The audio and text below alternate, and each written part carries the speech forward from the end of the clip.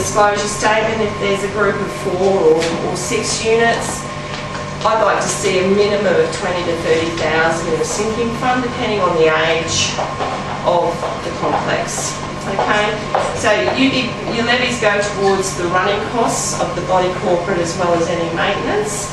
But each body corporate, depending on what you're on, where's your note? You're late.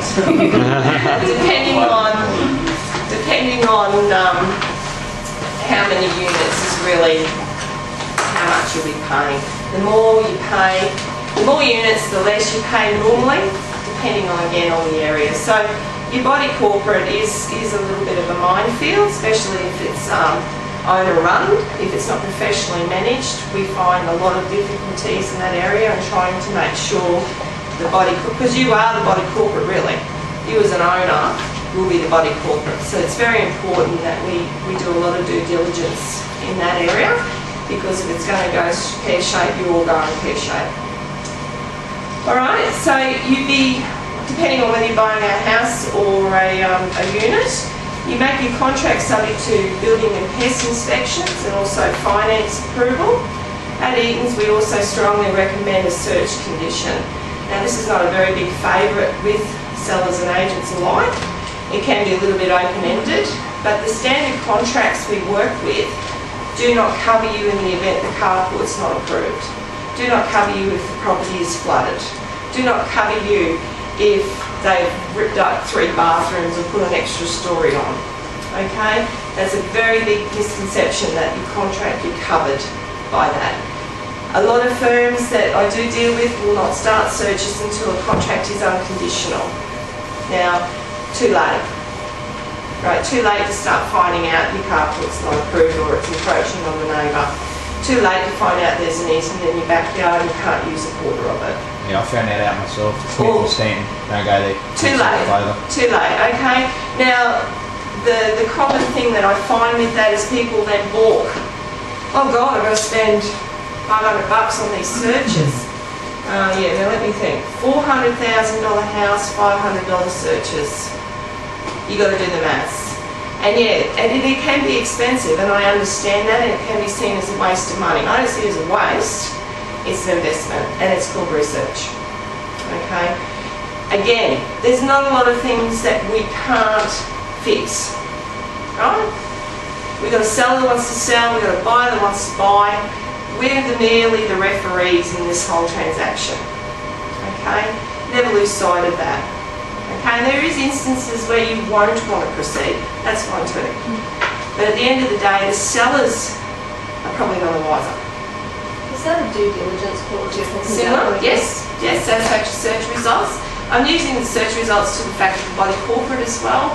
I mean, as I said, it's open-ended, and a lot of real estate agents don't like it because, yeah, for that reason.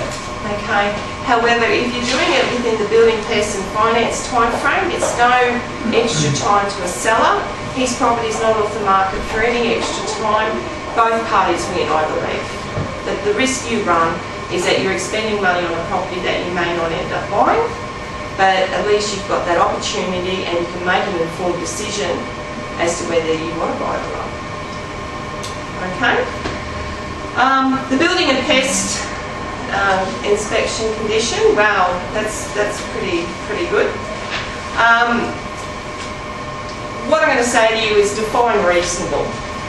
Now, my husband will tell you an idea of reasonable, and it's certainly nothing like mine. And that's what you've got to do. You've got to act reasonably. Okay? Gone are the days where you can go in and go, the kitchen tap leaks. I don't want to buy the house. You know, and, you know, you can obviously see there's a very big hole in the wall when you're looking at buying the property, and you've used that maintenance to negotiate the price, that you've got to replace the wall coverings or you've got to fix that hole in the wall. You can't then use the building and pest inspection to bomb a contract because of the hole in the wall. That's acting unreasonably. And again, define unreasonable. Okay? Again, it's a negotiation tool that both your agent, ourselves, and you as the client will get involved in. Okay? So what I tell our clients is that if you know there's a hole in the wall, or you know that there's something that was very obvious to you when you went to buy a property, factor that into your price when you're asking to negotiate a price before you sign the contract. Don't feel comfortable in the fact that you're going to be able to terminate a contract because of it. Alright? Another thing that you need to do is make sure your full names are on the contract, not Tom Pat Smith, Thomas Patrick Smith. Whatever is registered on your licence or your passport, and I'm sure our broker friends will tell us exactly that, that's very important. That's what must go on all your documents, your legal identity. Okay? No abbreviations, no initials, no titles, just your names. Right? That has a lot of implications to the fact that it can vary a contract, because we do have to ask a seller for their permission to amend the contract. It can have stamp duty implications, so get it right first. Full names as what you want on your title deed. Okay?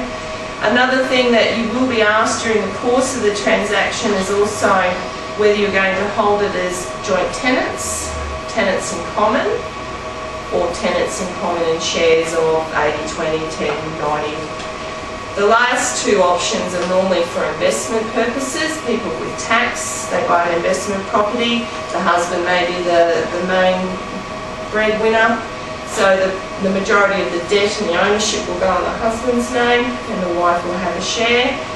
As tenants in common, it's still 50-50, but then you're able to, in the event of you going through a second marriage and you've got children to your first marriage, your husband, upon the death of one of either of you, that share will automatically transfer to that beneficiary of your will. As joint tenants, he dies, she gets it, she dies, he gets it, doesn't matter what's in your will. And that's a very common tenancy holding when you're a husband and wife team. So that's also something to think about as well, especially if you're buying an investment property. Get some advice from your accountant or your brokers to make sure that you're buying it in the right entity and that you've got your tenancy situation, because that will also reflect on the amount that you're borrowing. If the biggest breadwinner will have to have the highest share to qualify for their finance, things like that. Okay, are we all with me? Yeah, not boring you to death just yet? Okay, deposits. There's no set amount of what deposit should be paid. Okay, there's no set percentage under a contract that says you've got to pay 5 or 10%. Used to be, many moons ago. However, in the agent's defence, they have a job to do to look after their sellers. They want to see a commitment from you as a buyer. Alright? They put a lot of time and energy in getting you to that commitment stage. They don't want to see a $200 deposit on a $1 million house. How serious would you take that if you were the seller? So, fair's fair. I would say to people that I'd suggest $1,000 be paid at the time of signing. Again, purely negotiable. Talk with your agent. See what you can, But the more deposit you can show is more commitment, and more commitment will show that you're serious. Okay? Your deposit is protected under your building, pest and finance. Once your contract has gone unconditional, you do run the risk of your forfeiting your deposit if you don't perform at settlement. Fair enough too. Okay? The sellers don't have the luxury of all of these conditions like you guys do. Okay? So when you go to a contract, your commitment's a commitment. So you try very hard to fulfill that commitment, and that's why being researched and organised before you sign a contract saves a lot of people and yourselves time and money. Okay?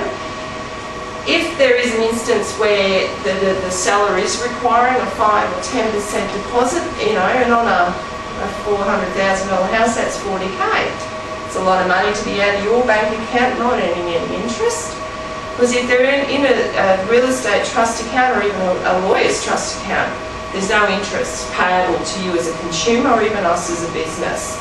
It actually goes towards funding legal aid. Okay? So no one benefits from having huge deposits in trust account. However, we do like to say to people, if you want to show that commitment, get a deposit bond. And a deposit bond is just like a promissory note. And again, your Aussie brokers will be able to guide you with which financiers can help you. There is a fee attached to those. But if you've got a 90-day settlement or a longer settlement, that's a better option for you rather than having your money sitting in a trust account not accruing any interest. Okay? Again, talk with your agent and your brokers, be honest, just say, look, I don't have 40k sitting in my bank, it's in my, Golden GTS or something like that. And look, we all with no air conditioning, we all want to see the deal go together. Okay? Another one, especially at this time with the recent events, how many people know that you need to insure your property at 5 p.m. the next business day you sign a contract? Are you aware of that? Yeah, well, good luck getting a cover note. The insurance companies are advised up to that, but yes. People are a very big misconception that you have until you're cooling off, your building has and your finance and your deal's unconditional, then you get your insurance.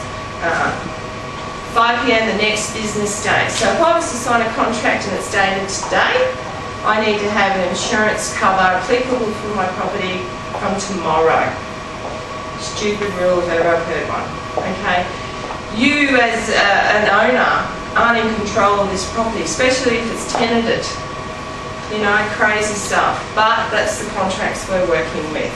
So irrespective of what you're told, it's under clause 8.1.